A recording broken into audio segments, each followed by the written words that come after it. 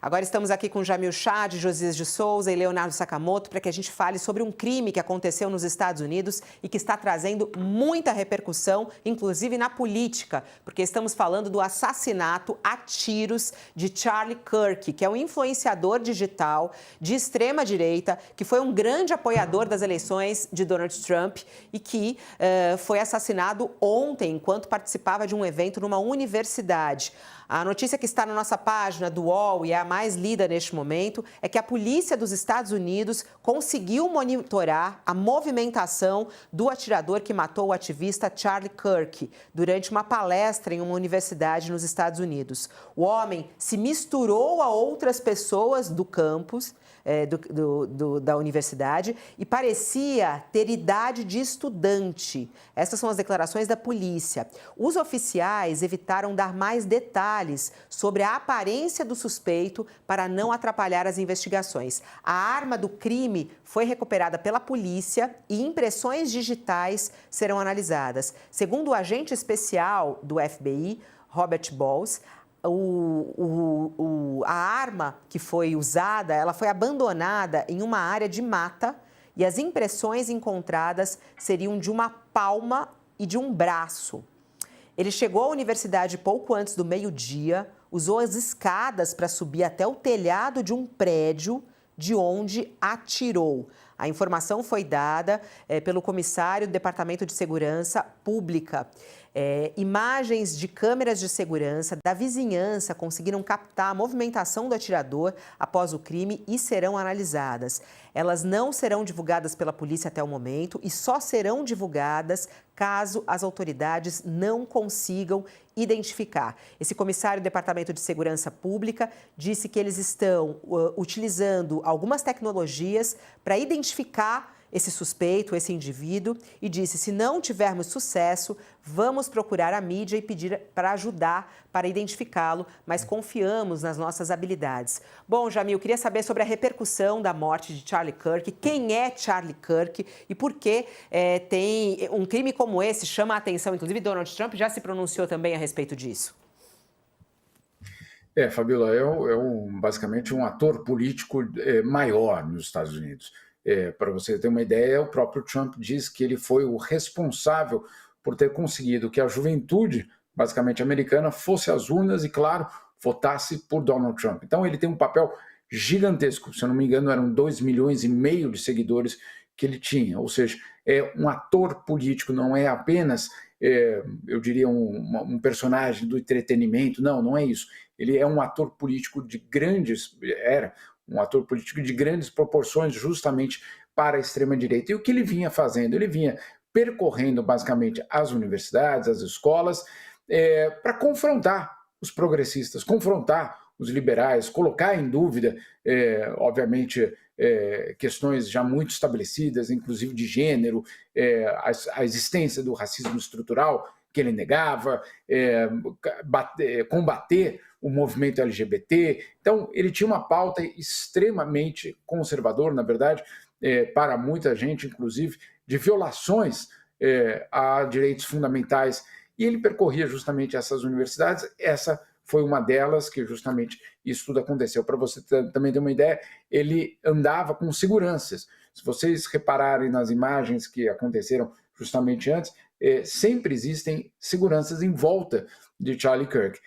Isso, claro, não impediu esse ataque, um ataque que, claro, está tendo um impacto muito grande político nos Estados Unidos. O Congresso americano, por exemplo, fez um minuto de silêncio, claro, liderado pelos republicanos. Então, é realmente algo, eu diria, um incidente e, acima de tudo, um acontecimento político, sem dúvida nenhuma. É isso, o Sakamoto também está acompanhando, né, a atuação. A gente vê aqui no nosso país também muita gente já falando sobre isso, principalmente, claro, as pessoas ligadas à direita. Quem recentemente colocou ali nas redes sociais foi Nicolas Ferreira, que também já fez um pronunciamento a respeito da morte de Kirk. Ele escreveu o seguinte aqui, ó. Deixa eu achar aqui, achei. que Deus receba Charlie Kirk, conforte sua esposa e seus filhos. Ele não será esquecido, com uma foto dele. Tarcísio de Freitas também já se pronunciou a respeito disso. Donald Trump foi às redes sociais para também falar sobre a morte de Kirk, né? E eu não estou achando aqui a fala certinho, não sei se a gente consegue abrir aí, mas falando sobre a importância de Kirk. A gente tem o VT, a gente tem a fala de Donald Trump, vamos colocar, é importante. A fala de Donald Trump é quando ele anuncia a morte de Charlie Kirk e fala sobre a importância dele. My great fellow Americans, I am filled with grief and anger at the heinous assassination of Charlie Kirk on a college campus in Utah. Charlie inspired millions, and tonight all who knew him and loved him are united in shock and horror. This is a dark moment for America. Charlie Kirk traveled the nation, joyfully engaging with everyone interested in good faith debate. E aí, Sakamoto? Fabíola? Pode falar, Jamil. Não, quando ele fala joyfully, né, de uma forma até alegre, conversando com as pessoas, não era bem assim, né? Vamos deixar também muito claro isso.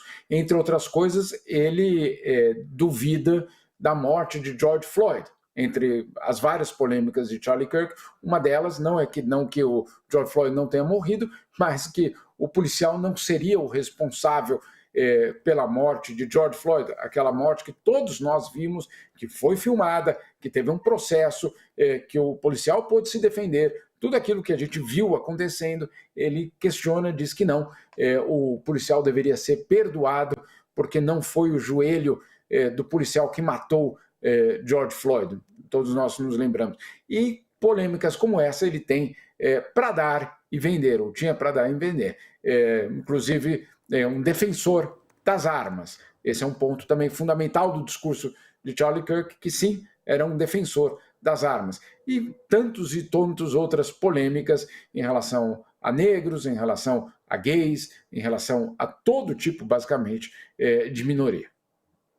E você, hein, Saka, como é que você está vendo essa situação em relação a Charlie Kirk? Que impacto isso tem no Brasil? A gravidade de um crime como esse, né? Tem gente fazendo comparação, inclusive, com o que já aconteceu aqui no Brasil, da facada de Bolsonaro, por exemplo, o ataque a pessoas da extrema-direita e a influenciadores da extrema-direita. Olha, Fabíola, eu acho que não é exagero falar, né? Ainda mais diante de todo o contexto que a gente tem visto nos últimos anos, que o assassinato do Kirk mostra que os Estados Unidos estão caminhando para uma guerra civil. Como isso vai se desdobrar, ou como isso vai se amplificar, ou o tempo em que isso vai acontecer, não se sabe. Mas seguindo a toada atual, os Estados Unidos caminham sim para uma guerra civil. O que a gente tem visto, na verdade, é violência política no estado mais puro. E aí eu não faço violência política de um lado, do outro, dos dois lados. Agora, o grupo, né, mais radical, mais à extrema-direita, vai ter um mártir para chamar de seu. Mártir esse que também pulula aos borbotões nos Estados Unidos ao longo de décadas também. O ponto, e inclusive o termo mártir está sendo usado nas redes sociais com uma série de pessoas nos Estados Unidos, ou conversando com pesquisadores, amigos meus em várias universidades norte-americanas, eles estavam falando da quantidade de extremistas que estão defendendo abertamente que ele é um mártir, que precisa ser tratado como um mártir e que a partir deste momento é necessário vingança. Bem, onde é que vocês ouvem com frequência esses termos, mártir e vingança? Em alguns grupos radicais, religiosos, em países que os Estados Unidos costumam bombardear sob a justificativa de restabelecer a democracia, ou estabelecer a democracia conforme os seus parâmetros. Então, o que acontece? Neste exato momento, a gente está vendo o quê? Estamos vendo se desdobrar a violência política. Não é de agora, mas já faz tempo, nos Estados Unidos, no Brasil, em outros lugares.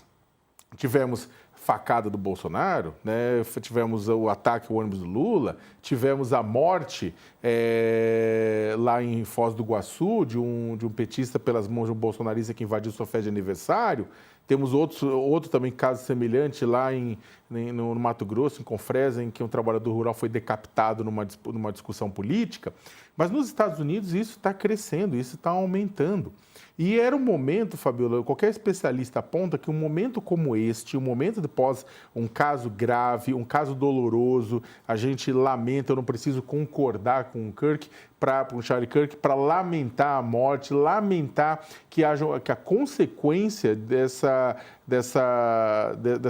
ultrapolarização caia nesse ponto, mas o fato é que os analistas apontam o seguinte, que olha, este momento era um momento para lideranças democratas, republicanas, de direita e de esquerda, virem a público e falar, chega, deu, não usar violência, para não escalar em violência a partir do debate político, não desumanizar o adversário, não odiar o adversário, criticar sim. Crítica é uma coisa, o ódio de querer o fim da existência da outra pessoa é outra. Só o mais paspalho, a mais paspalha não entende isso, que criticar é uma coisa, a outra é você não partir para aniquilação do outro, para que o outro deixe de existir. Isso era o que se esperava e no início, nas primeiras horas, houve políticos republicanos e democratas que vieram a público manifestar solidariedade à família, manifestar repúdio, pedir paz, né? E ainda tem gente dos dois lados, na esquerda, na direita, sabe?